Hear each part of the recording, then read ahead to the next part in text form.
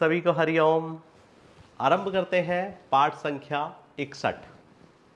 पिछले पाठ में मैंने आपको लग्न कुंडली और चंद्र कुंडली में अगर ग्रह बलवान होते हैं तो वह हमें किस तरह का फल देते हैं या उनके नियमों को मैंने आपको समझाया था। आज हम अगर वही हमारी लग्न कुंडली और चंद्र कुंडली में लग्नेश बलवान नहीं होते तो कैसा प्रभाव देते हैं उसको समझने का प्रयास करते हैं।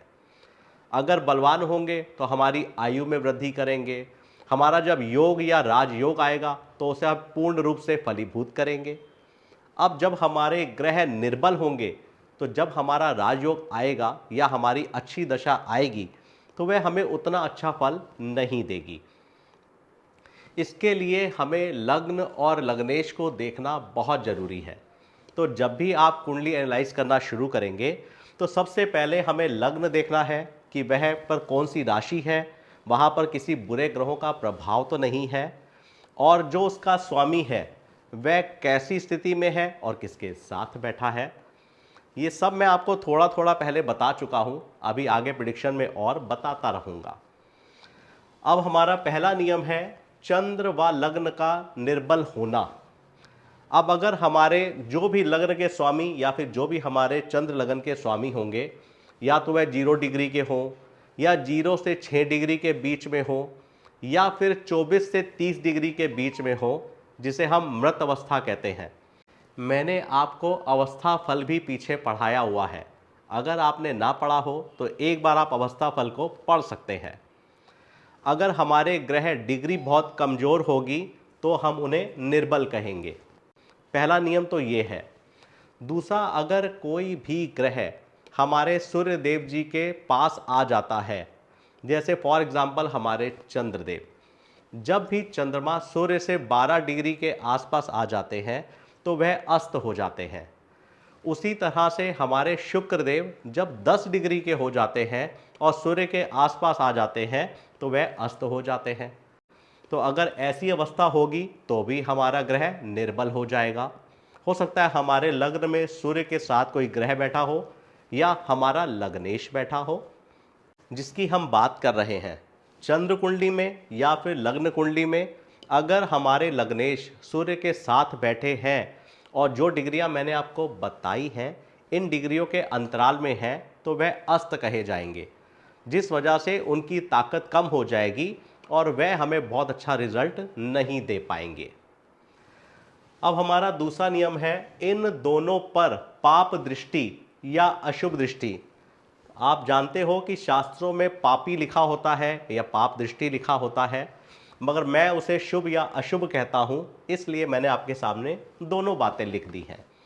तो अगर हमारा लग्न स्वामी या चंद्र स्वामी शनि जैसे ग्रह के साथ, मंगल जैसे ग्रह के साथ या राहु केतु के साथ बैठा होगा या ये ग्रह उसको देख रहे होंगे, जो भी हमारे मैलेफिक प्लैनेट हैं जिन्हें हम अशुभ ग्रह कहते हैं, अगर हमारा लग्नेश या हमारा चंद्रेश उनके साथ होगा तो भी उनकी ताकत कम हो जाती है।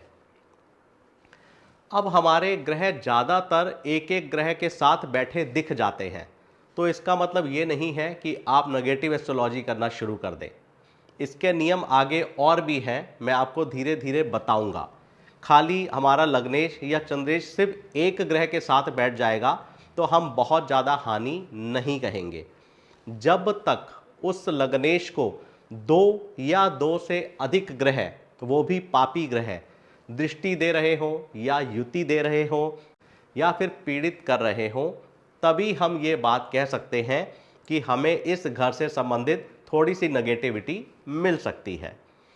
तो हमें याद रखना है इस दूसरे पॉइंट को, पाप दृष्टि या अशुभ दृष्टि अगर हमारे लग्नेश या चंद्रेश पर एक ग्रह की नहीं 2 या 2 से अधिक ग्रह की होगी तो हम उस घर या उस भाव की थोड़ी बहुत हानि कह सकते हैं।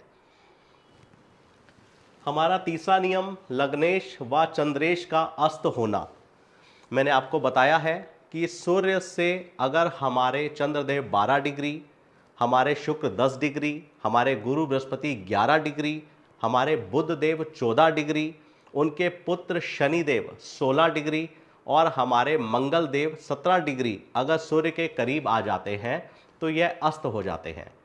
तो सूर्य के करीब जब कोई भी ग्रह आता है और वो अस्त हो जाता है तो उसकी ताकत 50% खत्म हो जाती है। अगर उसने हमें 100 रुपये का रिजल्ट देना है तो वह हमें 50 रुपये का रिजल्ट देगा, ना कि 100 रुपये का। अब हमारा तीसरा नियम, इनकी 6, 8, 12 भाव में स्थिति। अब सूर्यदेव और चंद्रदेव जी को तो छठे, 8वें और 12वें में जाने का दोष नहीं लगता, मगर उनके कारतत्वों में कमी आती है। मगर और कोई ग्रह, हमारे मंगल, बुध, बृहस्पति, शुक्र, ये सब ग्रह अगर हमारे 6, 8, 12 भावों में जाते हैं तो इनको थोड़ा सा उसका दोष लगता है और इनके प्रभाव में भी कमी आती है। अब हमारा 4 नंबर नियम, इनकी 6, 8, 12 भाव में स्थिति। अगर हमारा लग्नेश या हमारा चंद्रेश अगर वह शुभ प्लैनेट है और वह 6 नंबर, 8 नंबर या 12 नंबर घर में जाता है तो उसके अच्छे कर्मों में थोड़ी सी कमी आ जाती है।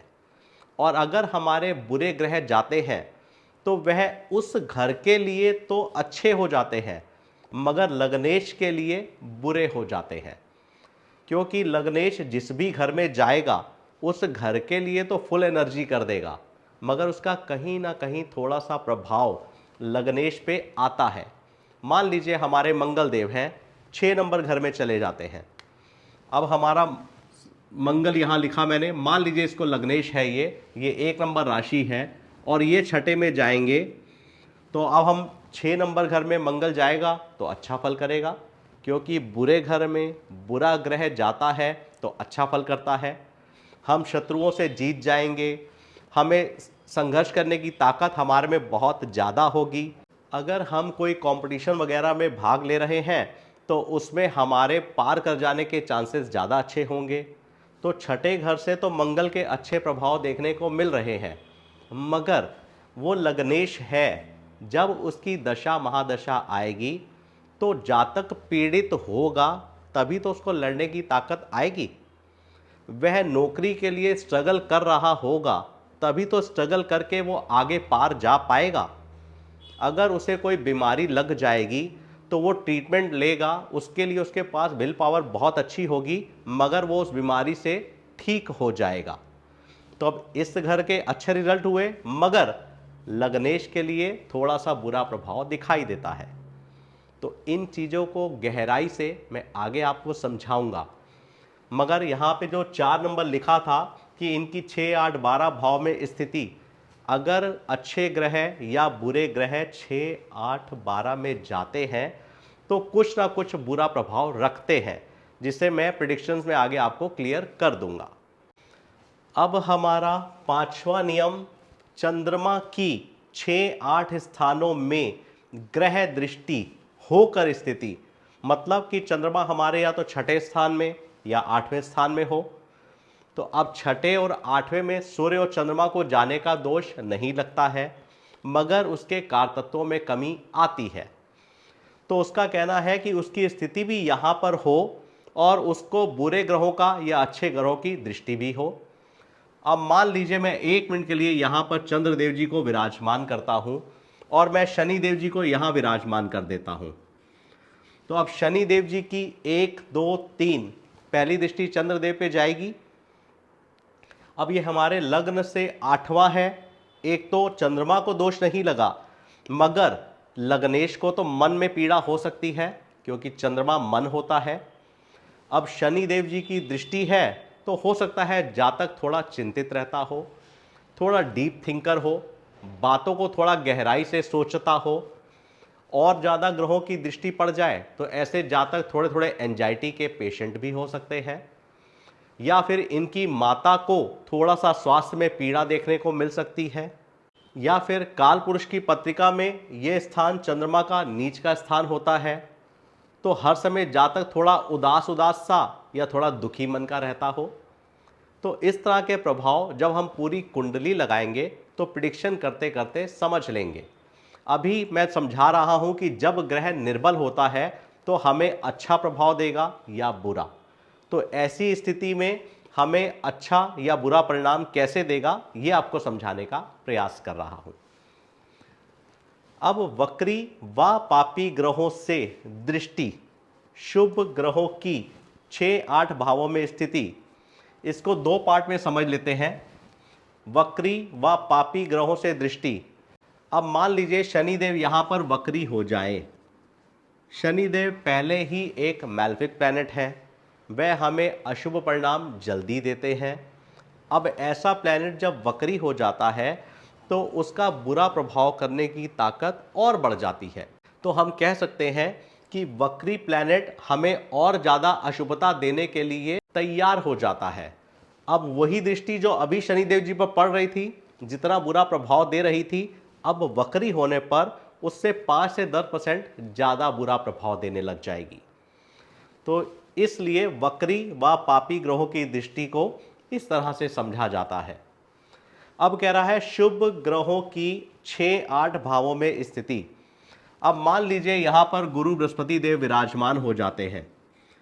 मैंने आपको पिछले पाठों में पढ़ाया और समझाया भी हुआ है कि 8वें घर में जब गुरु जाते हैं तो हमें जहां बैठते हैं उस घर का ध्यान हमें स्वयं रखना होता है। बाकी हर जगह जो ब्लेसिंग्स देते हैं वो हमारे लिए बहुत अच्छा हो जाता है।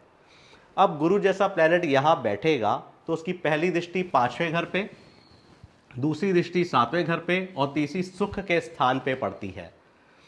अब यहाँ बैठ के गड्ढे में गिर रहा आदमी जाते जाते भी आपको अच्छाई देकर जा रहा है।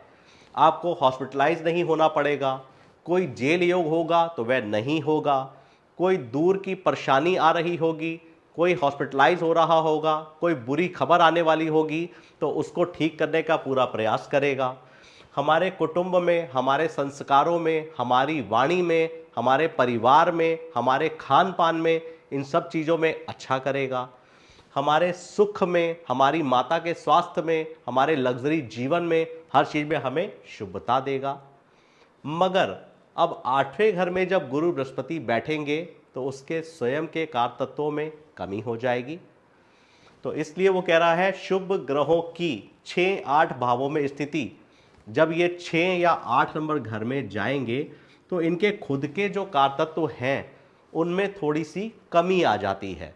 अब हमारा 7वां नियम, केंद्र, त्रिकोण व अष्टम में पाप ग्रहों का होना।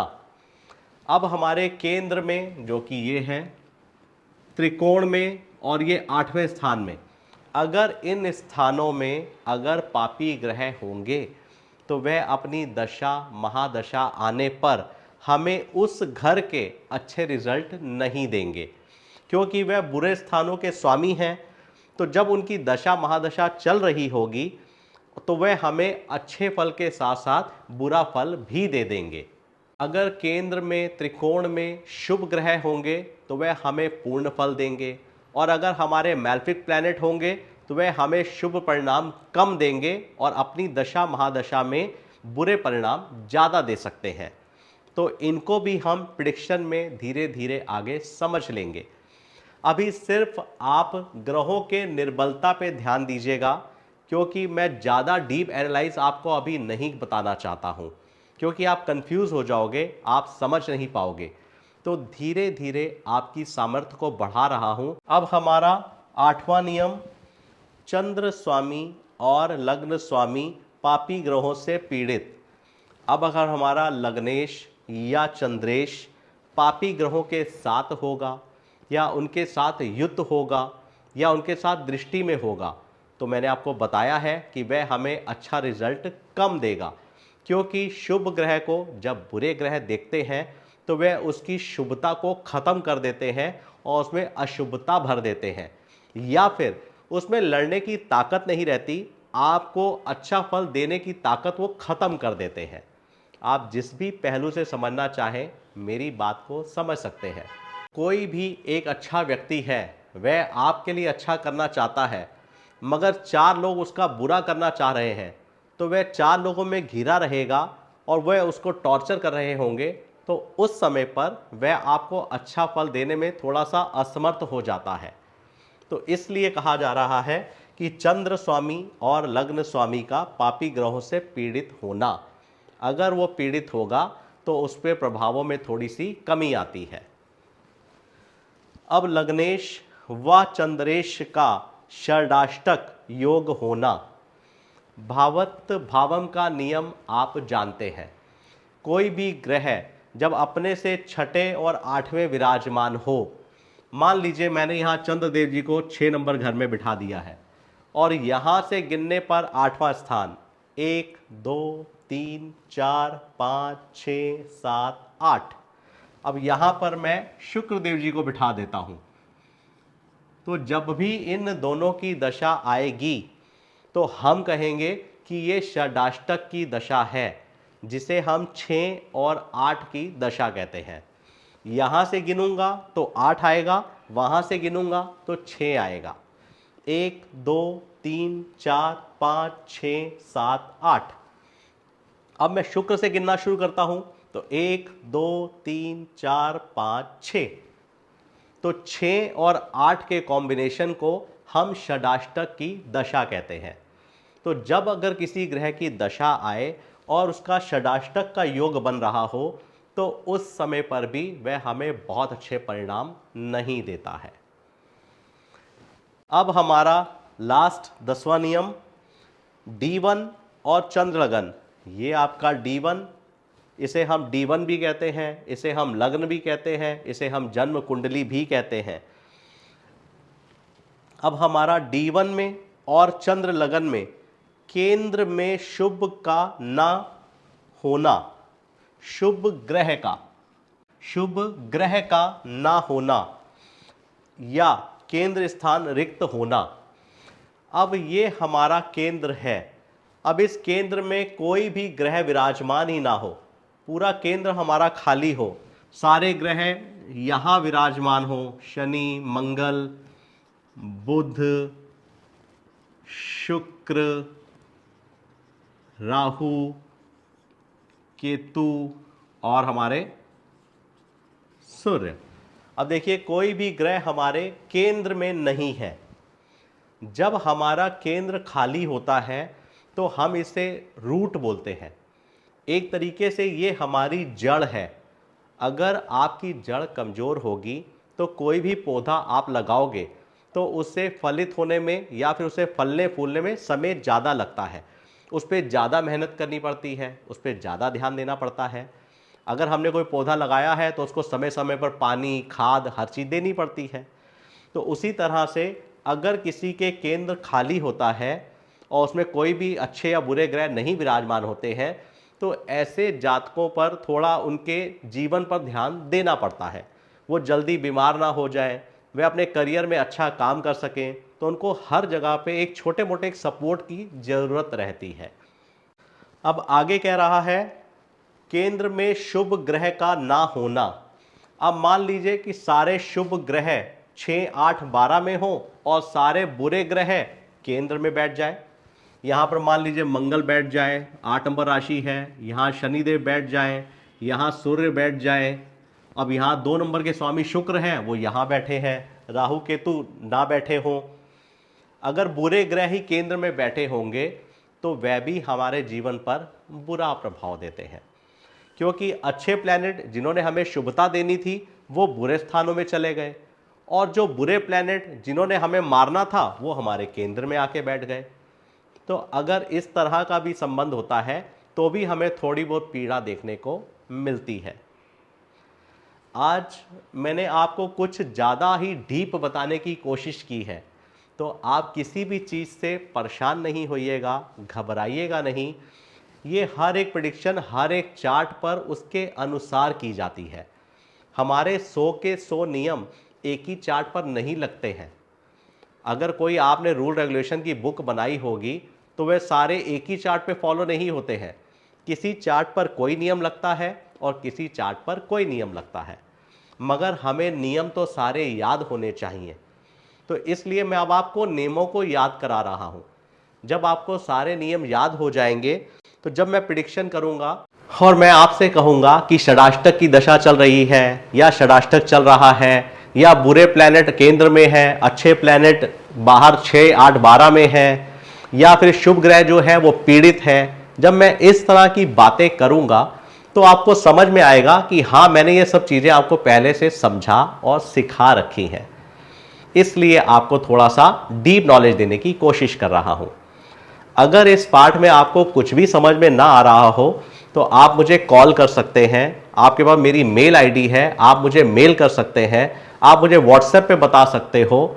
मैंने 2 3 4 ऑप्शंस आपके लिए हमेशा ओपन रखे हैं, ताकि जहां भी आपको कंफ्यूजन हो रहा हो आप मुझे कॉल करें, बात करें, मेल करें।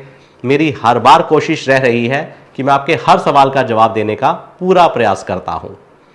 तो इस पार्ट में आपको जो भी समझ में ना आए आप बेहिचक होकर मुझे फ़ोन कीजिएगा, मैं आपको हर चीज़ को अच्छे से समझाने का प्रयास करूंगा। और किसी भी चार्ट में इन चीज़ों को देखकर घबराइएगा नहीं, क्योंकि नियमों को बहुत सारे नियम देखे जाते हैं।